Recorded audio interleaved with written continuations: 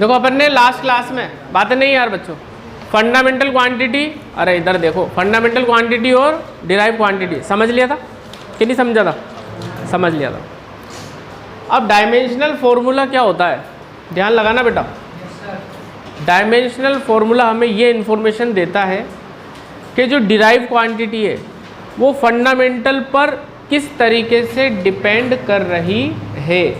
जैसे मैंने एक क्वांटिटी ले ली, बहुत ही सिंपल सी, स्पीड। स्पीड का फॉर्मूला क्या होता है? डिस्टेंस अपॉन टाइम, है ना? ये तो सब जानते हैं भाई, डिस्टेंस अपॉन टाइम। अब डिस्टेंस क्या हो गया एक टाइप की, बताओ? लेंथ। लेंथ हो गई। एक चीज़ याद रखना भाई, मास वाली जितनी भी चीज़ें होंगी उसका रिप्रेजेंटेशन होगा कैपिटल M। लेंथ वाली जितनी भी चीज़ें होंगी उसका रिप्रेजेंटेशन होगा कैपिटल L। और टाइम वाली स्मॉल टी नहीं, कैपिटल टी। ये कहा को स्मॉल में, जब दो कैपिटल में तो तीसरा भी किस में आएगा? कैपिटल में। M, L और T। अब तुम बताओ कि स्पीड का फॉर्मूला आ गया distance upon time. Distance in तीनों में से क्या है? एक प्रकार की लेंथ है, तो मैंने यहाँ पे लिखा L पावर 1। टाइम की जगह क्या लिखा? T। हमें अच्छे से पता है नीचे से अगर ऊपर ले जाएंगे इसको तो पावर क्या हो जाएगी? माइनस हो जाएगी। बताओ स्पीड के फॉर्मूले में मास आएगा क्या? कहीं। तो जो क्वांटिटी नहीं आएगी उसके लिए हम क्या लिखेंगे? m power 0, l power 1, t power, और उसको एक स्क्वायर ब्रैकेट के अंदर अपन इनक्लोज कर देंगे। ये स्क्वायर ब्रैकेट क्या बताएगा आपको कि ये जो लिखा हुआ है ये डायमेंशनल फॉर्मूला है किसका? स्पीड का। बहुत ध्यान से सुनना भाई, ये क्या चीज़ लिख दी मैंने? डायमेंशनल फॉर्मूला किसका? स्पीड का। अब ये क्या इन्फॉर्मेशन दे रहा है मुझे? मुझे बता रहा है कि स्पीड जो है वो मास की पावर 0 पे डिपेंड कर रही है, मतलब डिपेंड नहीं कर रही है। लेंथ की 1 पावर पे डिपेंड कर रही है और टाइम की -1 पावर पे क्या कर रही है? डिपेंड। तो ये डायमेंशनल फॉर्मूला हमें इन्फॉर्मेशन दे रहा है कि जो डिराइव क्वांटिटी है वो फंडामेंटल से किस तरीके से डिपेंडेंसी रख रही है। और इन पावर्स को हमने क्या बोला? इनकी पावर क्या है? 0, 1 और -1। इन्हीं को हमने क्या बोला? डायमेंशंस। ये पूरा तो क्या हो गया? Dimensional formula. और मास, लेंथ और टाइम की पावर्स को क्या बोला? डायमेंशन। अरे भाई बात क्लियर है क्या? तो डायमेंशन निकालना तो बहुत आसान सा काम है। ये सैंपल एग्जांपल आपको समझ में आ गया? चलो पहले इसको लिख लो, फिर और क्वांटिटीज के डायमेंशन अपन निकालते हैं बेटा 1 बाय 1। लिख लो।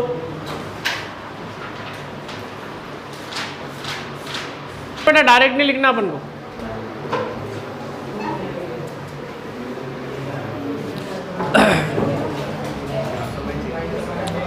अब आप एक मिनट, एक्सेलरेशन का आपको बोला निकालने के लिए डायमेंशन फॉर्मूला। तो सबसे पहले तो आप एक्सेलरेशन का फॉर्मूला लिख लो। क्या होता है सुधांशु? एक्सेलरेशन का फॉर्मूला होता है वेलोसिटी अपॉन टाइम। वैसे तो होता है change in velocity upon time, but अभी हाल फिलहाल अपन क्या लिख देते हैं? वेलोसिटी अपॉन टाइम, अपना काम हो जाएगा। अब आप फॉर्मूला लिखने के बाद ये देखो कि क्या आपको MLT की फॉर्मेट में सब दिखाई दे रहा है क्या? आंसर है नो। ये तो वेलोसिटी आ गया यहाँ पर। इस फॉर्मूले को फिर से तोड़ दो एक बार और। वेलोसिटी का फॉर्मूला क्या होता है? डिस्प्लेसमेंट अपॉन टाइम, है ना बेटा? तो मैंने इसकी जगह लिख दिया डिस्प्लेसमेंट अपॉन टाइम। ये किसकी जगह लिखा है मैंने? वेलोसिटी की जगह। टोटल अपॉन ये वाला अपॉन टाइम। अब आप देखो क्या सब कुछ MLT की फॉर्मेट में नजर आ रहा है क्या? डिस्प्लेसमेंट क्या होता है? एक प्रकार की लंबाई, L हो गया, ये T हो गया, और ये भी क्या हो गया? T। अब वैल्यू डाल दो इनकी। तो L by T total upon T क्या बन जाएगा बेटा? बताओ। ये इसके नीचे 1 लगा देते हैं अपन। L बाई T, ये ऊपर जाके रेसिप्रोकल हो जाएगा, 1 बाई T बन जाएगा। L इंटू 1 तो L हो गया, T इंटू T क्या हो गया? T square. अच्छा ये पावर 1 ये पावर 2, इसको नीचे से ऊपर लिखेंगे तो हाँ, तो बताओ इसका डायमेंशनल फॉर्मूला क्या बना एक्सेलरेशन का? मास तो आया नहीं, बताओ बताओ, एल और टी, ये तो क्या हो गया डायमेंशनल फॉर्मूला। और डायमेंशंस क्या होंगे इसके? 0 1 -2 लिख लो, यही करा। एक मिनट चेक करते रुक जाओ।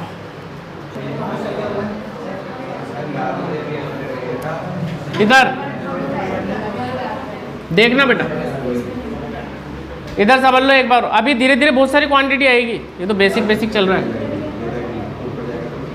फोर्स का फॉर्मूला, बातें नहीं, फोर्स का फॉर्मूला मास इनटू एक्सेलरेशन। अब यार बेटा एक बात बताओ, मास की जगह तो मैं लिख सकता हूँ m1, और एक्सेलरेशन अपन ने अभी अभी सोल्व करा, लास्ट वाला लिख देते हैं L1 t माइनस का 2। तो इसका डायरेक्ट लिख रहा हूँ मैं m1 L1 t माइनस का 2। आपको बच्चों फोर्स का dimensional formula on the tips याद होना चाहिए आज के बाद, बहुत सारी क्वांटिटी में आएगा। m1 L1 t minus 2। अब मैं यहाँ पे लिख रहा हूँ कुछ क्वांटिटीज जिनका आपको डायमेंशनल फॉर्मूला तैयार करना है, उसमें फोर्स काम में आएगा। पहला वर्क, निकाल के बताओ। वर्क के बाद आप लेना पावर, ठीक है। इसके बाद आप निकालना डेंसिटी, प्रेशर। इन 4 क्वांटिटीज के डायमेंशनल फॉर्मूला निकाल के बताओ। फोर्स का डायरेक्ट इस्तेमाल कर सकते हो, ठीक है, करो। ऐसे इधर देखते रहना भाई बच्चों। फोर्स का निकल गया अपने पास, वर्क का बहुत इजीली आ जाएगा, क्योंकि वर्क का फॉर्मूला क्या होता है? Force into displacement. अब फोर्स का अपन डायरेक्ट इस्तेमाल करेंगे क्योंकि निकाल चुके हैं इसको। तो क्या आएगा? m1 L1 t minus 2 into, अब डिस्प्लेसमेंट एक प्रकार की लेंथ होगी, तो L1 क्या बन गया? L1 और L1 L2 हो गया, -3 का आ रहा है t, -2 ही तो है मेरे भाई। किसमें? वो तो अगला वाला है, ठीक है। या ये आ गया समझ में, ठीक है। अब जब पावर का निकालेंगे तो वर्क का इस्तेमाल कर लेंगे। हाँ, work done upon time taken. Power का आएगा बेटा वर्क अपॉन टाइम, वर्क का सीधा सीधा इस्तेमाल कर लेंगे, वही वाला m1 L2 बाय, ये ऊपर जाएगा तो माइनस। चलो इतना तो लिखो पहले 2, फिर प्रेशर इस पे बात करते फटाफट, ठीक है। एक से एक चलता चला जा रहा है, फोर्स से वर्क, वर्क से पावर। आते बेटा उस पर।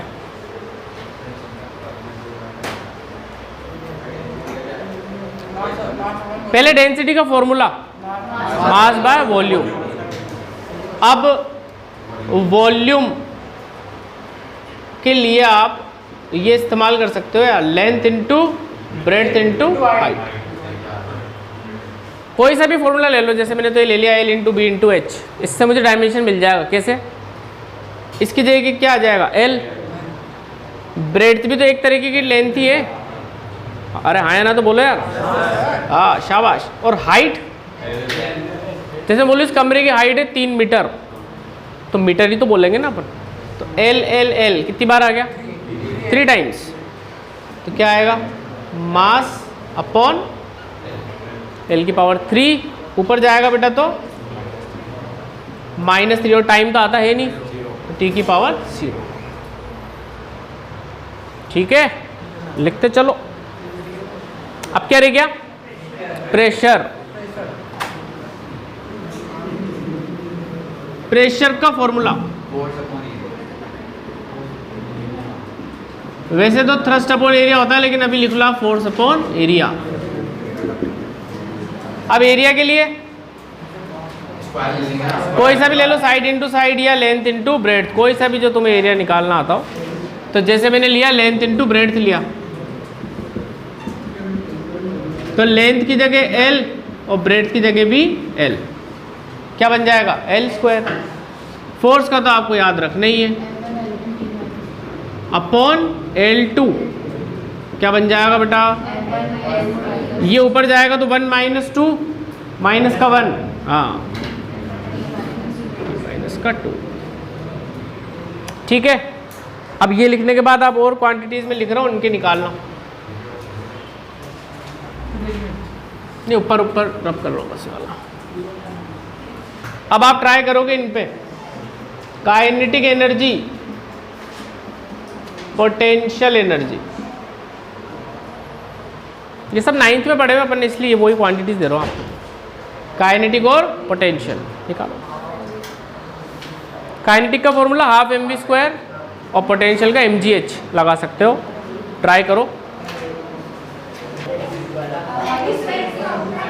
इसमें काइनेटिक एनर्जी समझ लेना, थोड़ा सा कंफ्यूजन कर रहा है बच्चों को, कोई बात नहीं। मयंक भाई, सॉरी कपिल भाई, कपिल भाई क्या आंसर आया, T-2। देखना भाई क्या है चक्कर, काइनेटिक एनर्जी का पहले तो फॉर्मूला लिख लो। अब यार बेटा ये समझना पड़ेगा तुम्हें कि यहाँ पे ये जो हाफ है ना, हाफ ये एक नंबर है, ये कांस्टेंट वैल्यू है, इसकी कोई डायमेंशन नहीं होगा हाल फिलहाल। तो डायमेंशनल फॉर्मूला निकालते वक्त इसको इग्नोर मारना है अपन को। तो हाफ तो गया ख़त्म, ठीक है। अब ये बचा मास और वेलोसिटी। यार बेटा इसका तो m लिख दिया मैंने, वेलोसिटी का अपन ने अभी सोल्व कर लिया था, L1t-1, या तुम चाहो तो ऐसे लिख दो L/t, डिस्टेंस अपॉन टाइम। और उसका क्या है, स्क्वायर है, तो स्क्वायर करो क्या आएगा, m1 L2 और नीचे t2, और सोल्व करो, ये ऊपर जाएगा। बताओ बात भेजे में गई कि नहीं गई, इतनी थी, अरे बोलो, है ना। अब आ जाओ इधर पोटेंशियल पे। बेटा 9th क्लास में अपन ने पढ़ा था थोड़ा बहुत, अगर याद तुम्हें ध्यान रह गया हो तो, कि अगर m मास की बॉडी ग्राउंड से उठा के अपन h हाइट तक ले जाते हैं, तो उसमें एक एनर्जी आ जाती है, पोटेंशियल एनर्जी। कितनी होती है वो, mgh। और नी भी याद रहो तो अब सुन लेना, mgh। m तो हो गया आपका मास, ये क्या था, acceleration due to gravity. Gravity की वजह से जो एक्सेलरेशन आता है, एक प्रकार का एक्सेलरेशन। तो यहाँ पर एक्सेलरेशन का डायमेंशनल फॉर्मूला आएगा, और एक्सेलरेशन का कितना निकाला अपन ने, L1t-2, सॉरी L1t-2, ठीक है। और हाइट, हाइट फिर से किस में आ जाएगी, L में। बताओ क्या बना फॉर्मूला, काइनेटिक एनर्जी और पोटेंशियल एनर्जी दोनों का डायमेंशनल फॉर्मूला क्या आता है, सेम। इनफैक्ट कोई सी भी एनर्जी हो, डायमेंशनल फॉर्मूला निकालने जाओगे आप तो आपको यही मिलेगा सबका। और वर्क का डायमेंशनल फॉर्मूला भी यही है। तो work, kinetic energy, potential energy या और कोई दूसरी भी एनर्जी होगी, सबका डायमेंशनल फॉर्मूला सेम आएगा। लिख लो इसको।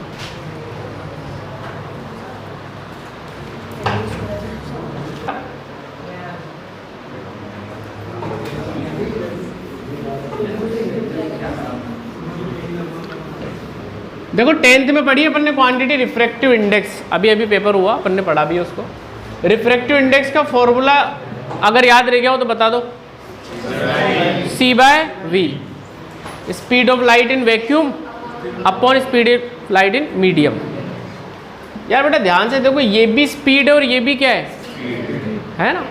अब स्पीड का डायमेंशन क्या होगा, डायमेंशन फॉर्मूला L1, और नीचे भी क्या आएगा, ये तो कैंसिल ही हो रहा है, यानी इसका आंसर क्या आएगा,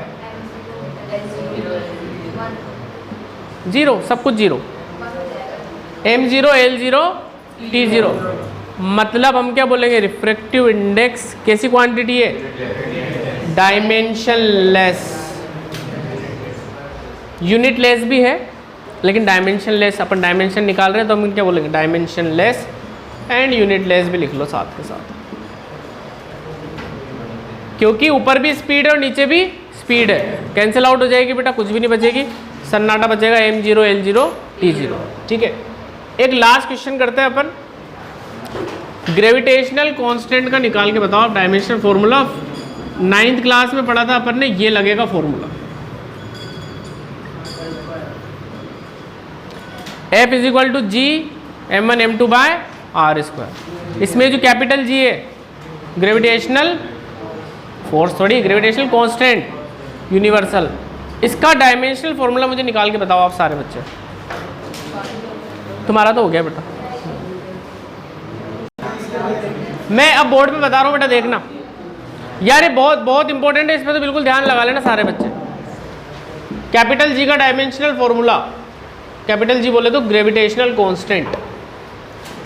अब आप एक चीज़ समझो यार बच्चों कि जिस भी कांस्टेंट का आपको डायमेंशनल फॉर्मूला निकालना है उसको तो इधर ही रहने दो और बाकी सबको इधर जमा कर लो मैथ्स लगा के, तो ये आर स्क्वायर इधर जाएगा तो क्या हो जाएगा, मल्टीप्लाई, m1 m2 इधर जाएगा तो किस में जाएगा, डिवाइड में।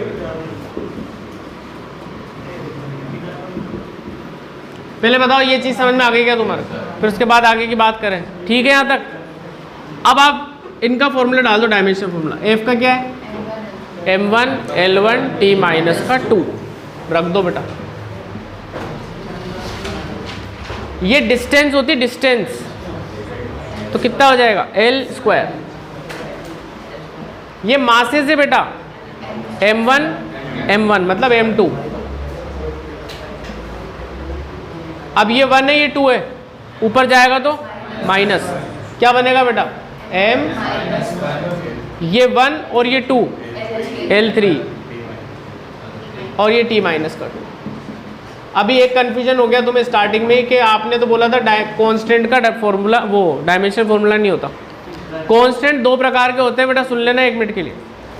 कांस्टेंट आपके दो टाइप के होंगे, एक तो होते हैं डायमेंशनलेस कांस्टेंट और एक होते हैं डायमेंशनल कांस्टेंट।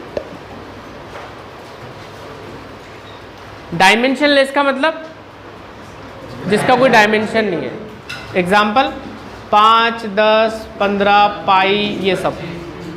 डायमेंशनल मतलब कांस्टेंट तो है लेकिन साथ के साथ डायमेंशनल फॉर्मूला भी कैरी करते हैं। बेस्ट एग्जाम्पल है आपका यही वाला। इसकी वैल्यू पता है तुम्हें कितनी है? 6.67 -11 है ना। याद करने की आवश्यकता नहीं, अपने वैसे भी ग्रेविटेशन चैप्टर आएगा, फुल डिटेल में पढ़ेंगे। कैपिटल जी का निकालना आ गया, ठीक है। इतना तुम प्रैक्टिस करके आना, कल फिर इस पे सवाल करेंगे अपन कल तगड़े तगड़े, बट ये जरूर ओके करके आना इतना, ठीक है बच्चों। Tata bye bye.